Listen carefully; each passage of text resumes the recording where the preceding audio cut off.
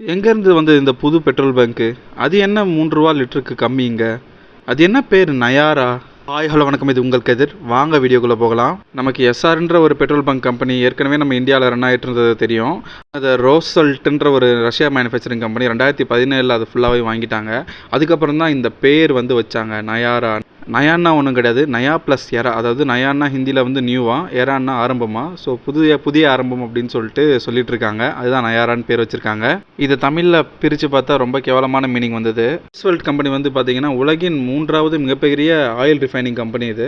Petrol பங்க்கில் June 30 வரைக்கும் பாரத் உற்சவன்னு சொல்லிட்டு ஒரு லிட்டருக்கு ரூ. 3 கம்மியாக, அதாவது ரூ. 3000 மேலே பெட்ரோல் போட்டோம் அப்படின்னா, இல்லை டீசலாக போட்டோம் அப்படின்னா லிட்டருக்கு ரூ. 3 கம்மியாக வந்து தராங்க. அதே மாதிரி டீசலுக்கு எவ்வளோ போட்டாலும் சரி, 100 200 போட்டாலும் சரி, லிட்டருக்கு ரூ. 1 வந்து கம்மியாக தராங்க.